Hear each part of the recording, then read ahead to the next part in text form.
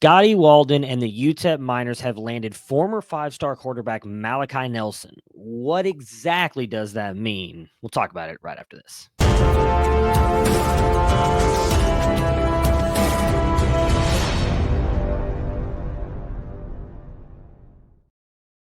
If you like what we are doing here at Campus to Canton, please consider hitting that like and subscribe button. We are trying to get to 5,000 subs before the start of the college football season, and we would appreciate your love and support in helping spread the good word of college fantasy football. All right, Malachi Nelson, former five-star quarterback out of Los Alamitos, California, was an incredible prospect, and I think still to this day is considered a top, or was at least considered a top quarterback, and might be one of the bigger misses from a lot of the services, including ourselves here at Campus to Canton. He was a top 5 quarterback for all of the services. He was quarterback 5 for On3 and 24/7 Sports. ESPN had him as QB1. Rivals had him as QB4. We had him as QB3 behind. I'm sorry, we had him as QB1.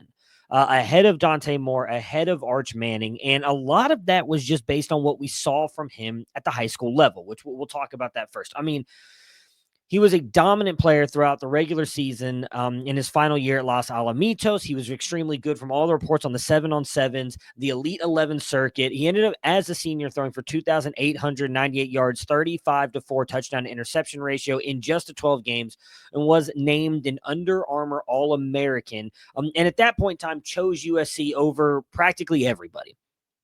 And obviously, we love that from the Lincoln Riley perspective and having the Lincoln Riley quarterback. Then you go in and you look at his profile. I mean, you could argue he was one of the better passers at that time that, at least from us here at Campus to Canton, we had seen in a very long time. Now, we had talked about he needed to gain weight, and we wanted to see maybe if he could improve his arm velo a little bit. So we have it tracked. We do track that here at Campus to Canton, which is how hard and how far quarterbacks can throw the ball. It comes in at a 55 velo. That's about average. It comes in right about what Joe Burrow was, one of the co-founders here at Campus to Canton. Austin Nace always talked about that's kind of the line. You want a guy who can throw his, Joe Burrow strength or harder. You don't want anything lower than that. 55 is average. When you're talking about elite, anything from 60 plus is elite. And the highest we've ever tracked, to talk about it in every video in case you have not seen it, is Josh Allen at 63 miles per hour out of high school, which is just incredible. But again, Malachi Nelson comes in at a 55 on the arm velo scale, and he could just throw the ball anywhere. He's extremely accurate to all 3 levels of the field. He had some of those NFL throws on his highlight vids as well, where his opposite hash throws to the sideline, putting it on the wide receiver. Overall, there was nothing to make you think Malachi Nelson was not going to work out. Even when you talk about the fact he's not really a rushing threat, but he could use his legs to buy time in the pocket, to give his wide receivers time, throw the ball off platform. He would use his legs at times to avoid rushers and pick up, positive yardage. Wasn't really his game, but still overall was just this polished quarterback prospect. And then he had the injury, and then it's just all gone downhill. But UTEP might have gotten a steal here with Malachi Nelson. Now, obviously, they did have a mix of quarterbacks throughout the year last year, right? Skylar Locklear played, Cade McDonald played, JP Pickles played at times. Locklear, the main quarterback, but was only able to play in the 10 games. And I would say overall, was fine. 63% completion percentage, only passed for 1,500 yards, a 10-6 touchdown to interception ratio, was just not necessarily what you were looking for, but does obviously bring you a little bit on the ground as well. And I believe at over 200 yards rushing. If Malachi Nelson is able to beat him out and take over this job, I think that the UTEP offense can be fairly intriguing. Look, Kenny Odom was one of their leading wide receivers, at least in yards last year. He's back. Now, Trey Goodman and Amari White, the next couple guys that were really good there.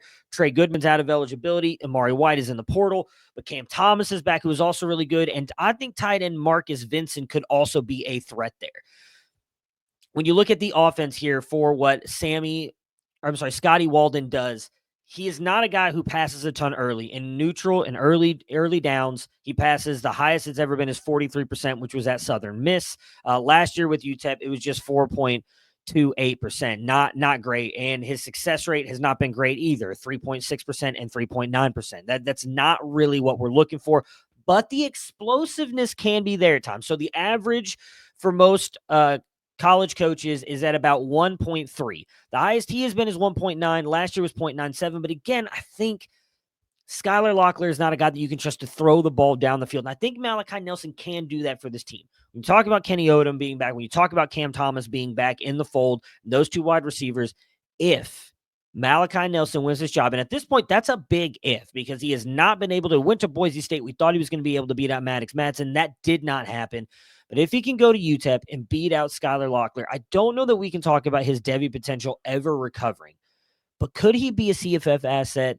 Could he possibly raise the profile for some of these wide receivers from a CFF perspective? I do think that can happen because I still believe in the talent. The biggest thing is going to be is what's happened. We still don't know why this slide from glory has happened. Has it been the shoulder injury like many have speculated, but we don't know? Is it something else? We'll find out this year, because if he's not able to win the UTEP job, I mean, the dream is for the most part probably over, but I do think there's that sliver of hope that a quarterback as talented as Malachi Nelson can go to a place like UTEP, and with the weapons around him that he has, could turn it around and make UTEP, I think, a fun team. I really think they could be a really fun team here in the CUSA. Let me know what you guys think, though. Am I grasping at straws here? Is it over? Is the dream dead? Let me know in the comments, and we'll talk to you guys again